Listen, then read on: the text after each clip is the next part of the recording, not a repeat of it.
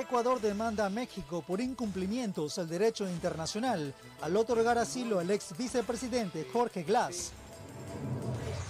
Colombia vuelve a vender electricidad a nuestro país y se reducirán los horarios de apagones. El ministro de Energía, Roberto Luque, afirmó que lo más probable es que no haya cortes en el feriado. Presidente Daniel Noboa entregó el puente Delta sobre el río Lelia en la vía Aloac, Santo Domingo. Fiscalía investiga el fallecimiento de una bebé de 5 meses en el Guasmo Sur. Familiares aseguran que la hallaron sin vida.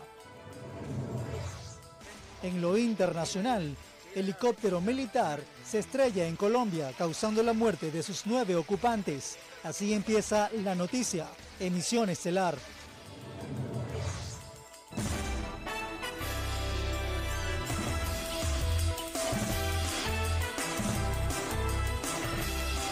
Queridos amigos, buenas noches. Qué gusto tan grande iniciar una nueva semana de trabajo junto a ustedes. Aquí empezamos. Los cortes de energía eléctrica para los días martes, miércoles y jueves se irán reduciendo y estandarizando en todo el país. Esto debido a que Ecuador nuevamente llegó a un acuerdo para comprar energía a Colombia. El ministro encargado, Roberto Luque, indicó que es probable que no existan racionamientos durante el feriado. Como una buena noticia, así lo catalogó el ministro de Energía encargado Roberto Luque al acuerdo que su cartera de Estado llegó con su similar de Colombia para la compra de energía eléctrica, misma que reducirá el déficit en un 6.2%.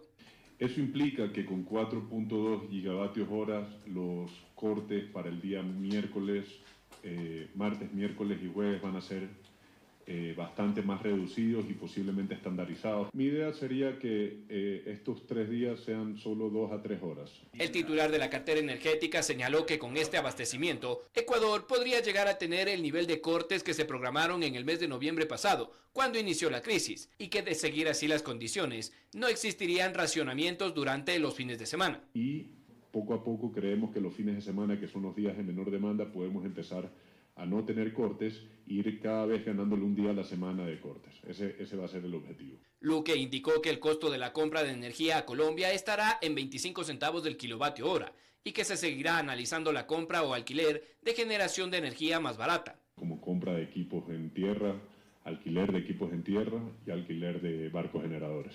Anunció que también se ha llegado a un acuerdo con el sector de la industria de la cerámica para que el gas natural y la energía que utilizan sea canalizado a la potenciación de la termoeléctrica de Machala. Eso aproximadamente va a implicar cerca de 25 megavatios adicionales que se interconectan inmediatamente una vez que se terminen las conversaciones y que ellos busquen su plan B para no dejarlos desabastecidos tampoco. Indicó que no se puede adelantar con fechas sobre el fin de los cortes, pero que el gobierno está trabajando con acciones inmediatas para solventar la demanda y salir de la crisis lo más pronto posible. Informó Mauricio Sánchez. Ecuador presentó una demanda ante la Corte Internacional de Justicia en contra de México por violaciones al derecho internacional. En la querella, Ecuador acusa al país azteca de violar los principios de asilo y el uso de las delegaciones diplomáticas. Escuchemos. La demanda fue presentada en la Corte Internacional de Justicia al mediodía del 29 de abril, en la que Ecuador alega que México habría efectuado varias violaciones a sus obligaciones internacionales por la conducta que dicho país efectuó desde el 17 de diciembre del 2023, cuando acogieron como huésped al ex vicepresidente Jorge Glass en su sede diplomática en Quito, pese a que era requerido por la justicia ecuatoriana. El ex embajador Mauricio Gándara explica que este recurso busca una respuesta legal sobre la actuación del gobierno mexicano al otorgamiento de un asilo político. El Ecuador puede hacer notar primero a la opinión pública internacional que el gobierno de México concedió esto por una razón política, porque es parte que se llaman el socialismo del siglo XXI, como lo han hecho con varios de los que se han sentido perseguidos y se han refugiado ahí, que por esa razón les dio el asilo. Gándara concuerda con la aseveración de la Cancillería ecuatoriana, cuando indica que la ruptura de las relaciones se dieron por los pronunciamientos injuriosos que el presidente mexicano efectuó al orden interno. Esta es una labor inteligente para demostrar que el presidente mexicano provocó al Ecuador. con esas declaraciones que hizo sobre que no eran válidas las elecciones o poniendo en duda las elecciones, o sea, entrando en cosas que son de la economía, de la independencia de los estados. Explica que al ser un recurso individual, la Corte Internacional de Justicia podría analizar la demanda por separado de la acción interpuesta en contra de Ecuador por México, pero que sí podría generar un análisis mayor para una posible sanción al país. Lo del asalto a la Embajada de México, eso no lo va a cambiar en su decisión la Corte de Justicia, pero puede atemperar los términos de su sentencia y tal vez hacerle un llamado de atención o cosa por el estilo y no llegar a una condena. En la demanda, la Cancillería ecuatoriana indicó que se pide que México sea sancionado con las consecuencias jurídicas derivadas de sus hechos al violar el principio de no intervención en los asuntos internos de otros estados, conforme a la Carta de las Naciones Unidas. Informó Mauricio Sánchez. Este 30 de abril y 1 de mayo se desarrollará la audiencia que Ecuador deberá enfrentar en la Corte Internacional de Justicia por la incursión a la Embajada Mexicana el pasado 5 de abril para capturar al ex vicepresidente Jorge Glass. La Procuraduría General del Estado informó que ha conformado un equipo de abogados de probada experiencia para litigar en La Haya. La audiencia de medidas cautelares que tratará la demanda que México puso en la Corte Internacional de Justicia en contra de Ecuador por las violaciones al Tratado de Viena al irrumpir en la Embajada de México en Quito el pasado 5 de abril, se desarrollará el martes 30 de abril y miércoles 1 de mayo, en la ciudad de La Haya, Países Bajos.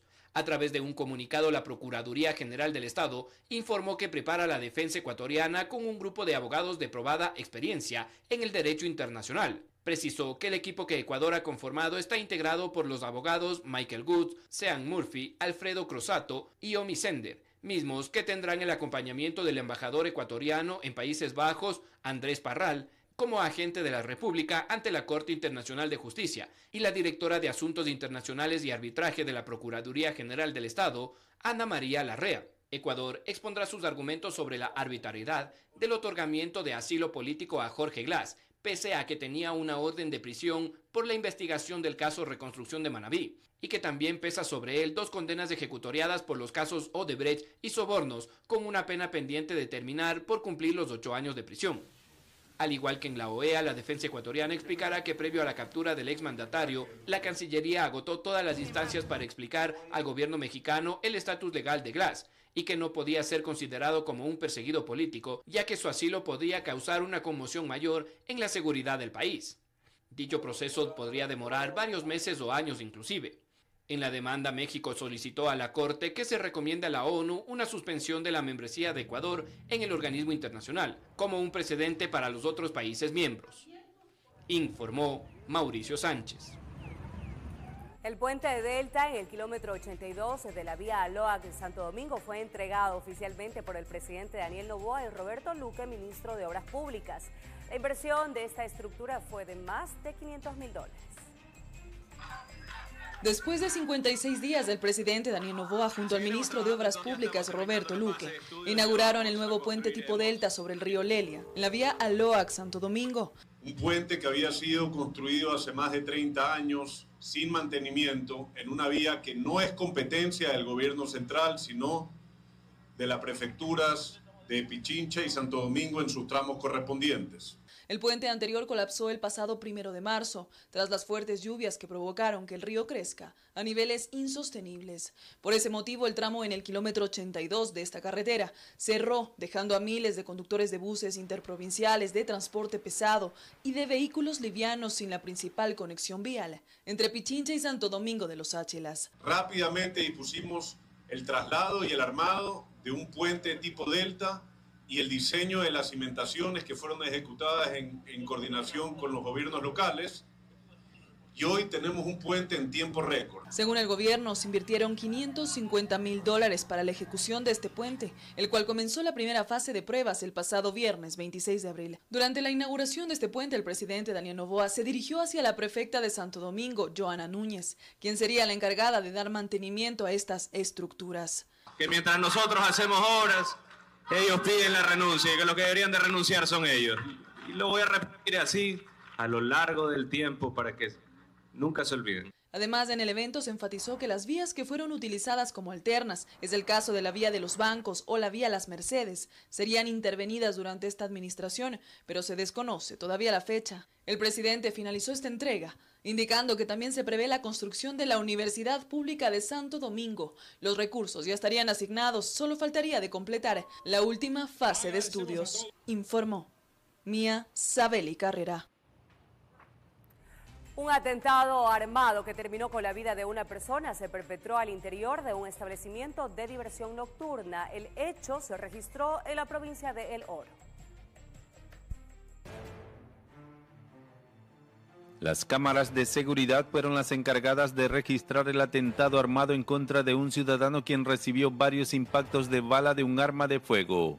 Por una persona que llega en una motocicleta acompañado por otra persona, se baja de la misma, procede a victimar en la puerta de este establecimiento y posterior herido ingresa y es rematado o terminado de asesinar al interior de este establecimiento.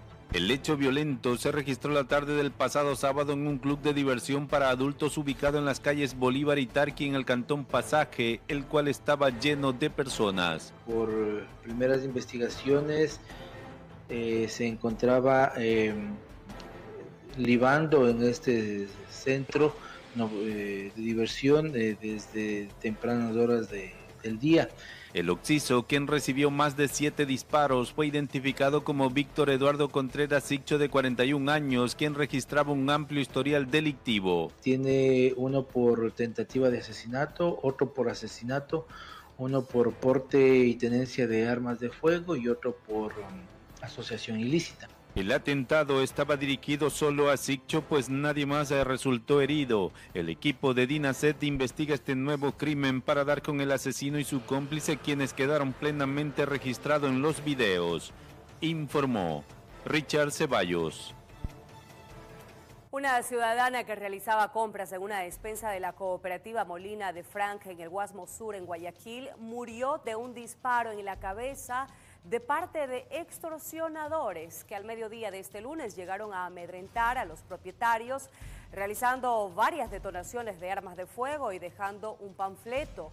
La víctima, una señora de 53 años de edad, quien fue trasladada a un hospital en una tricimoto, donde los médicos informaron que ya no tenía signos vitales.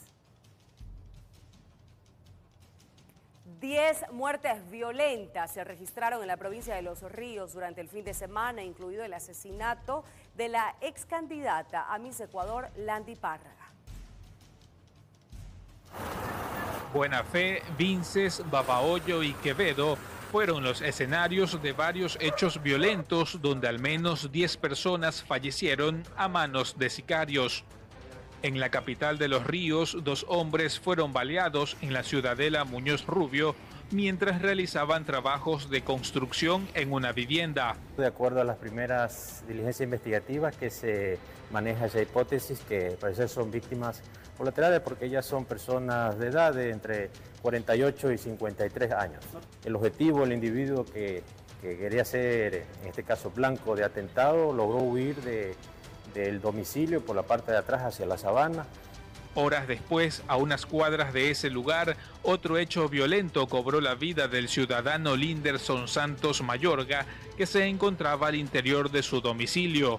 Los atacantes llegaron en camionetas y motos como un falso operativo policial.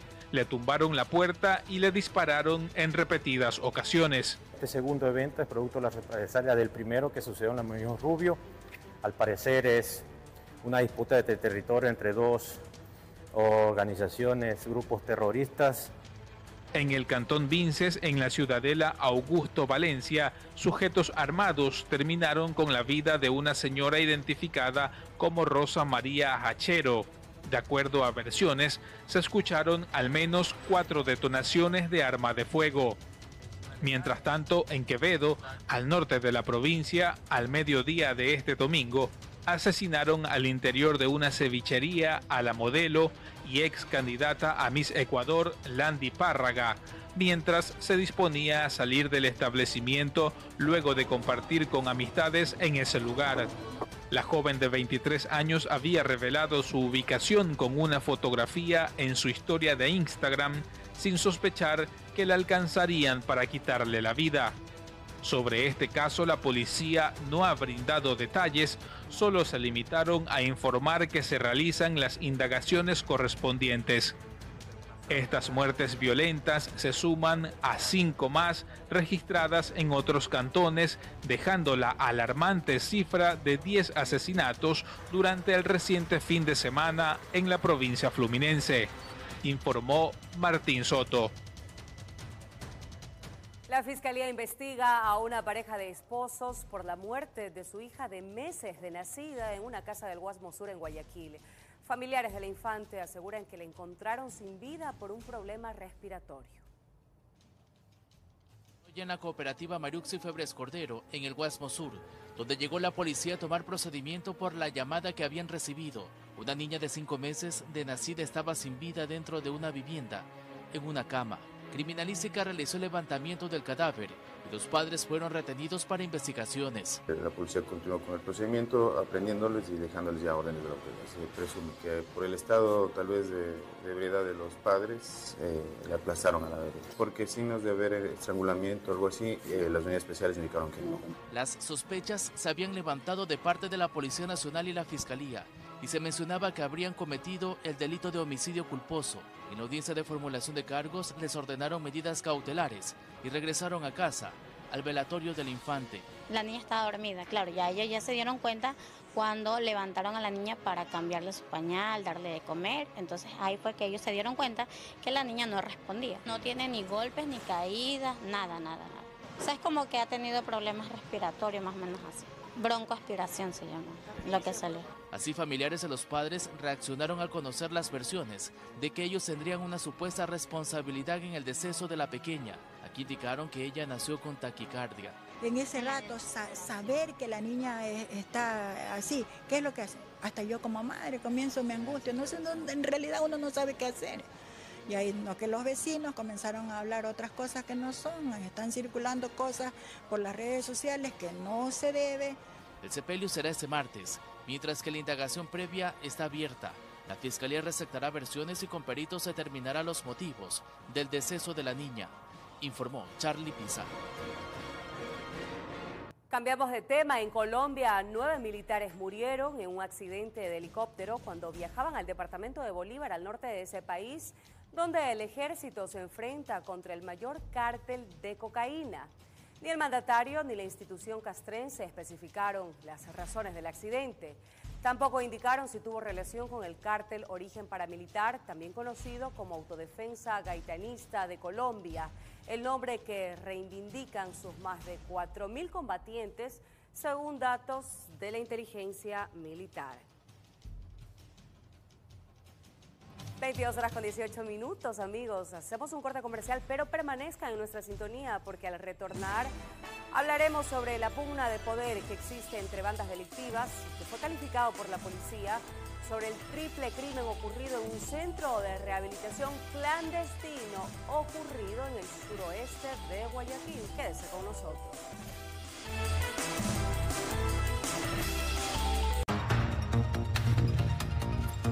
Noticia de última hora, amables televidentes, presten mucha atención porque se reporta un nuevo hecho violento en el país. Para conocer detalles, nos enlazamos ya con Charlie Pisa.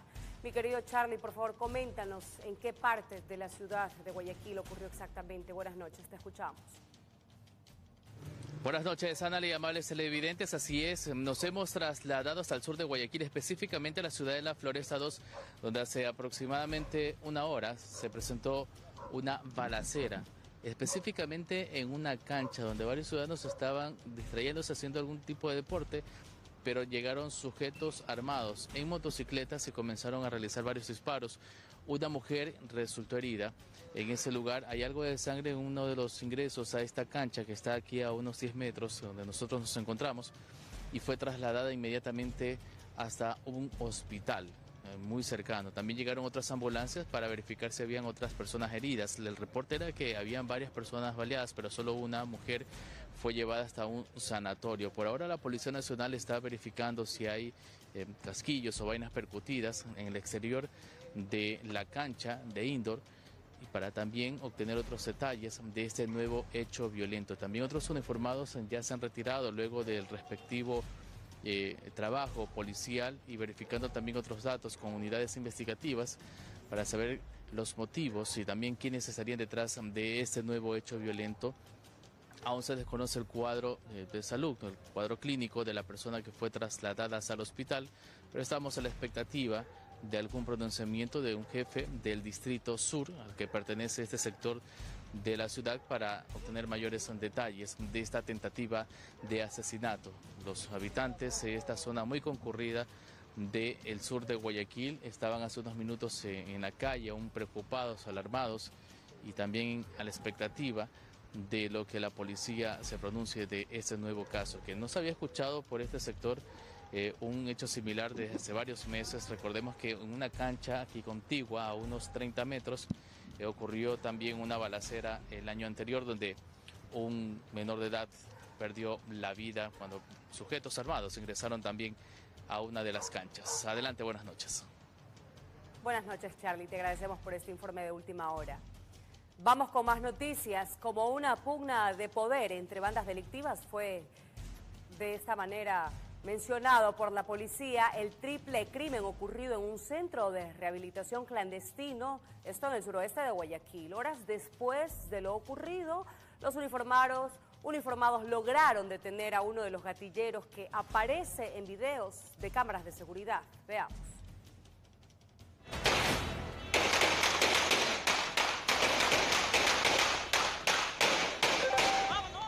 Fueron más de 50 disparos con armas cortas y largas que dos sicarios realizaron en contra de un grupo de internos de este centro de rehabilitación clandestino. 3 de las víctimas murieron y 2 más quedaron heridas. Ocurrió a las 22 horas del pasado sábado en las calles 47 y Rosendo Avilés, suburbio de Guayaquil. El acopio de la droga y el microtráfico lleva a este tipo de enfrentamientos. Se encontraron también 5 panfletos que hacían alusión al cartel Nueva Generación Suburbio. Respecto a las clínicas de recuperación que funcionan al margen de la ley, las autoridades mencionaron lo siguiente: que están siendo utilizadas como fachadas para esconder a estos presuntos consumidores, que muchos de ellos son partes de estos grupos terroristas. Los fallecidos responden a los nombres de Ariel Burgos Bonilla, de 33 años, contaba con orden de captura; Michelle Domínguez Suárez, de 20, y Nixon García Almea, de 24 años. Sobre los heridos se informó que contaban con prontuario delictivo. La policía realizó diligencias investigativas y logró detener a uno de los supuestos gatilleros que aparece en los videos. Se logró determinar que este vehículo tipo Jeep, que fue sustraído en Santo Domingo, fue utilizado para este evento. El centro de rehabilitación permanece clausurado y los más de 40 internos hallados en el interior fueron entregados a sus familiares, informó Jorge Salazar. Cambiamos de tema. Los productos no tradicionales serán los primeros beneficiarios del acuerdo comercial con China, que entra en vigencia desde este miércoles. Según el gremio de exportadores, los envíos aumentarán en un 32% y generarán 50.000 nuevos empleos directos. La vigencia del acuerdo comercial con China está de la ceja al ojo. Sectores productivos y de la exportación destacan que hay un mercado gigantesco de 1.400 millones de habitantes, que en el caso de los productos no tradicionales será explotado desde el primer día de mayo. ¿Qué vamos a llegar con esto? A producir al menos 5.000 toneladas más de carne de pollo anuales, dinamizar y mover la economía con $6 millones. En esa canasta también pitahaya, arándanos, quinoa, uvilla y brócoli. Según los exportadores, Para los productos tradicionales, la desgravación arancelaria varía entre 5 y 10 años, como el banano. Nosotros tenemos proyectado el triplicar o cuatriplicar nuestras exportaciones de banano en el periodo de desgravación. En este momento, sin acuerdo comercial, al cierre del año 2023, crecimos un 45%. Además, 50.000 nuevas plazas de trabajo directo. Nos viéramos en la necesidad de reformar y potenciar nuestros cultivos para poder cumplir con las demandas de este mercado tan importante. Pese a las advertencias de algunos sectores políticos, los directivos afirman que el gigante asiático pasó de ser el granero del mundo a un país con alto flujo de demanda alimenticia, informó Jorge Escobar. El Estado ecuatoriano iniciará acciones legales para tratar de recuperar los bienes en poder del excontralor Carlos Polit. Un estudio jurídico internacional especializado en recuperación de activos determinará la estrategia que el gobierno nacional podría seguir.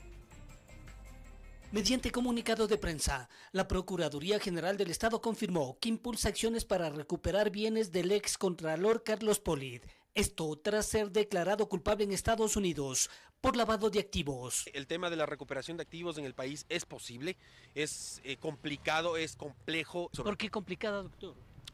Primero porque los capitales no están aquí en el país. Eso hay que entender muy bien. Obviamente la gente que está sentenciada y que ha estado realizando estas prácticas ilícitas no va a tener aquí a la mano los capitales, están fuera. Entonces dependemos primero del ordenamiento jurídico ecuatoriano y también dependemos del ordenamiento jurídico extranjero. La justicia ecuatoriana ya sentenció a Polit por el delito de concusión, estableciéndole un pago de $40 millones.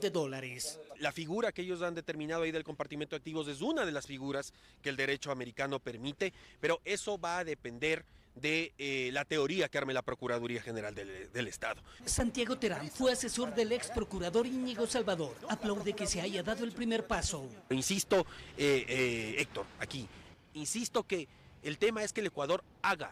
No podemos quedarnos quietos porque supuestamente no se puede. O se demora mucho. O se demora mucho. O sea, porque una cosa es que se demore y otra que sea imposible recuperar los capitales. Y dejar precedentes. Y exactamente, dejar precedentes, porque de lo contrario, entonces simplemente seguimos con el tema de las sentencias a nivel personal, pero no recuperamos absolutamente nada. Terán sugiere tener cuidado sobre la contratación a un estudio jurídico internacional especializado en recuperación de activos. Sí necesita usted una asistencia de abogados, obviamente que sí, pero recuerde usted que quien tiene la posibilidad de acceder a mucha información privilegiada son los estados, no son los abogados. Es decir, los abogados especializados en el tema siguen siendo privados que por muchos contactos que tengan en el extranjero siguen teniendo trabas. Un proceso similar, y el primero en este sentido, lo lleva adelante Ecuador en Panamá, en un caso de cohecho en Petroecuador, en donde uno de los sentenciados es Capaya, informó Héctor Romero. El juez de la Corte Nacional de Justicia, Felipe Córdoba, aceptó el pedido de Fiscalía para acceder y extraer información de un pendrive y un enlace proporcionados por Claudia Garzón, excomisionada para la pacificación de las cárceles, quien es una de las 52 personas procesadas dentro del caso Metástasis. Según Garzón, los recursos proporcionados pueden aportar con pruebas y evidencias que aún no han sido consideradas dentro de la investigación. Pese a que la fase de instrucción fiscal del caso Metástasis finalizó el pasado 13 de abril, se siguen sumando diligencias que tienen por finalidad determinar elementos de convicción, de cargo y de descargo. Y un hecho realmente lamentable, más de 45 personas murieron en el oeste de Kenia después de que una represa colapsara tras las intensas lluvias. Un muro de agua se abatió contra las casas y cortó una importante carretera. Varias personas están desaparecidas. Se trata de la presa Olki Jave, ubicada en la región del Gran Valle del Rift, la que colapsó y el agua se derramó río abajo, arrastrando consigo barro, rocas y árboles arrancados de raíz. Los muros de la presa se rompieron a primera hora de la mañana tras intensas lluvias que han azotado la zona en los últimos días. Hasta ahora se han recuperado 45 cadáveres y muchas personas están desaparecidas. Entre los fallecidos hay 17 niños. Los vehículos quedaron atrapados entre los escombros de las carreteras y los paramédicos atendieron a los heridos mientras el agua sumergía grandes zonas de ese país africano. El ministro keniano del Interior ordenó que se inspeccionaran todas las presas públicas y privadas y embalses de agua en un plazo de 24 horas a partir del lunes por la tarde para evitar nuevos incidentes. Asimismo, un barco naufragó en el condado de Garissa. La Cruz Roja afirmó haber rescatado a 23 personas de la embarcación, pero más de una decena seguían desaparecidas. Unas 200.000 personas se han visto afectadas por las crecidas en todo ese país africano, informó Wilber Quiñones. En Estados Unidos, tornados cobraron la vida de 4 personas en Oklahoma y dejaron a miles sin electricidad, causando daños en estructuras en el corazón de un poblado rural, así como al menos 100 heridos en todo el estado. Los daños fueron extensos, una localidad de unos 5.000 habitantes donde algunas construcciones del centro quedaron reducidos a escombros y los techos de las casas fueron arrancados en un radio de 15 cuadras. El tiempo extremo volvió a azotar a China con granizo de gran tamaño y fuertes nevadas. La granizada se llevó los tejados de algunos edificios residenciales. Los propietarios de esos lugares han comenzado ya los trabajos de reparación para restaurar los tejados. El mal clima afectó las provincias de Jiangxi en el sur y de Hebei en el norte. Pocos días después del tornado y las inundaciones que dejaron a varios muertos en la provincia de Guangdong. Un tornado también arrasó la zona, dejando 33 personas heridas y cortes de electricidad.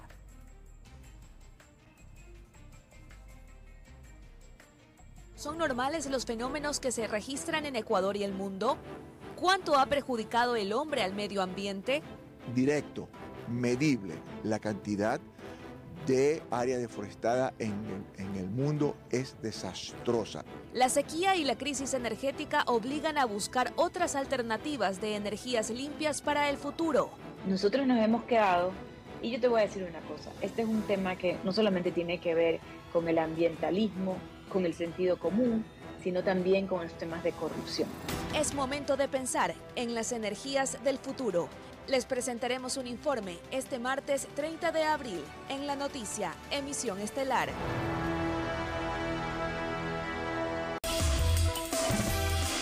Estamos de regreso con más información, amables televidentes. Este lunes se desarrolló la audiencia preparatoria de juicio contra 12 procesados por el delito de terrorismo tras su presunta participación en la toma de las instalaciones de TC Televisión el 9 de enero de este año. En este marco, la Fiscalía emitió su dictamen acusatorio luego de presentar elementos de convicción, entre ellos los videos de los hechos y el testimonio anticipado de uno de los periodistas agredidos. Con esto, el juez dictó auto de llamamiento a juicio y confirmó la prisión preventiva para 11 de los procesados, mientras que para William Joffre A.B. resolvió mantener la orden de captura y difusión roja internacional.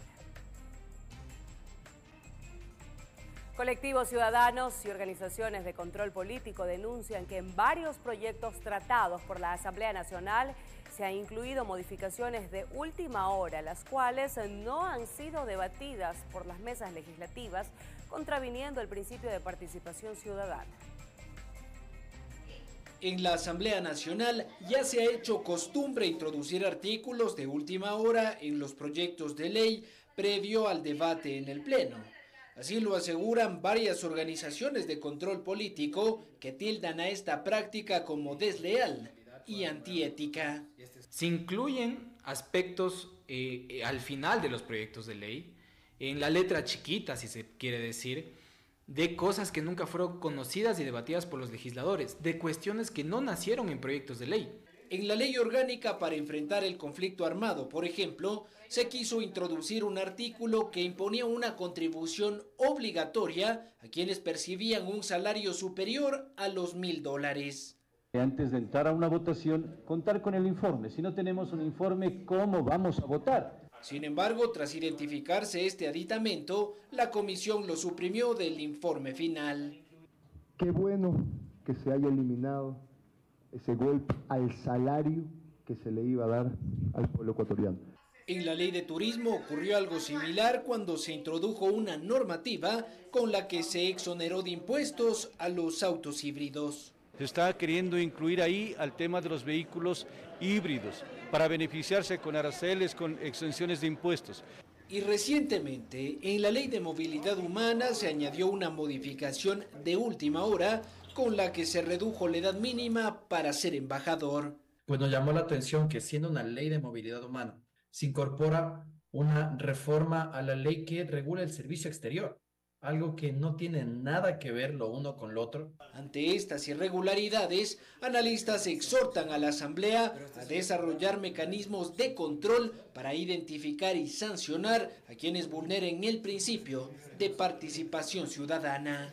Porque la ley orgánica de la función legislativa es bastante clara al señalar que la ciudadanía debe conocer y tener la posibilidad real de participar y observar los proyectos de ley. Informó Álvaro Terán.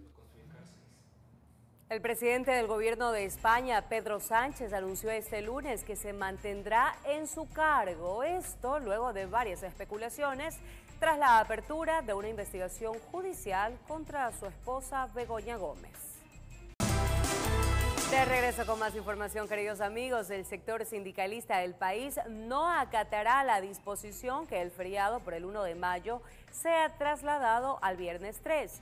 En respuesta, el miércoles protagonizarán movilizaciones pacíficas a nivel nacional para conmemorar el Día Internacional del Trabajo. 1 de mayo solidario y unitario. ¡Que viva!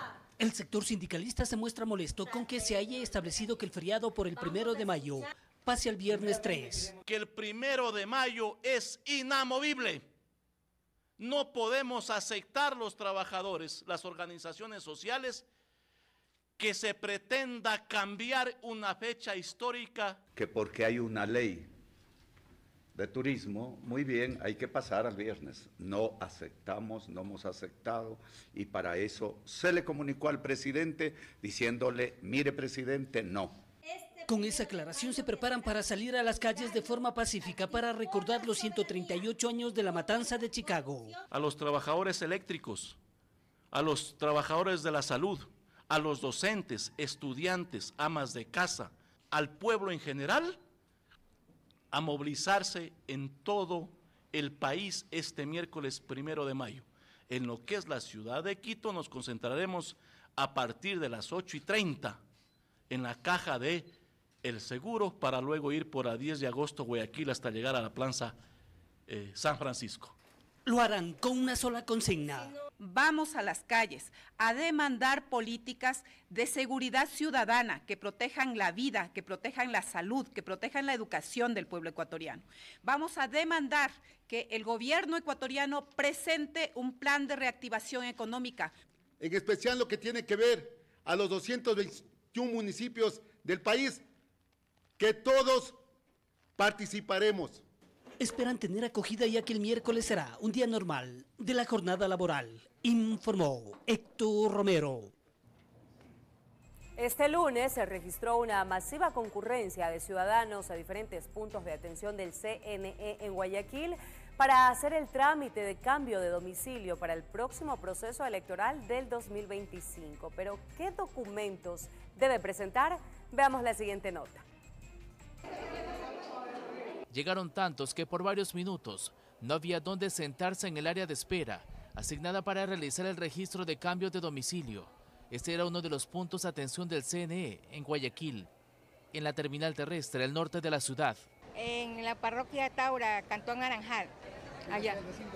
Sí, ahorita ya me cambié a Durán y vengo a hacer el cambio. Ahora en las elecciones que yo tuve que pasar muchas dificultades, por eso ahora me quiero cambiar para que me toque por mi sector. Yo vivo en el norte. Hasta aquí llegaron con los documentos para ingresar los respectivos datos al sistema y así estar listos para sufragar en las elecciones generales del próximo año. Es un trámite que no toma más allá de 3 minutos. Los documentos habilitantes son la cédula de ciudadanía y una copia de una planilla de servicio básico. y asimismo existen en diferentes cantones, hasta donde se han desplegado funcionarios del organismo electoral para atender la mayor cantidad de ciudadanos, como ocurrió ese lunes en la delegación provincial. Me toca votar aquí en Atarazaní, entonces me queda muy lejos, y que me toque en Pascual. Ahí sí me queda más cerca. Últimamente me han cambiado a la parroquia de Tarqui sin motivo alguno, y a lo que yo he querido cambiar de domicilio, el sistema no servía en ese momento. Entonces vine acá a hacer los trámites posibles. Yo antes vivía en La Joya y ahora me cambié al norte de la ciudad, entonces para evitar el tráfico y la distancia bastante larga, prefiero hacer el cambio ahora para las próximas elecciones. Según el calendario del CNE, eso inició el 12 de abril y finalizará el 11 de mayo, así que todavía está a tiempo para cambiar la información de su domicilio, proceso que también lo puede aplicar de forma virtual. A través de la página web www.cne.gov.es en la pestaña que es Servicios en línea. Informó Charlie Pisa. Y antes de finalizar, vamos con las siguientes imágenes de un youtuber estadounidense, especialista en paramotores, que sobrevivió a una caída desde alrededor de 25 metros de altura cuando el dispositivo que pilotaba sobre Texas tuvo un fallo repentino. Tras el accidente, logró llamar al 911 para pedir ayuda. El hecho quedó grabado en las cámaras instaladas en el aparato. El hombre sufrió múltiples fracturas y se recupera en un hospital. Viewer discretion is strongly advised. I know it would be very painful for some people to watch. Corrió con muchísima suerte. Así concluimos, amigos. Un fuerte abrazo para ustedes. Gracias por siempre acompañarnos. Le damos la bienvenida a José Alberto Molestina, mi querido José.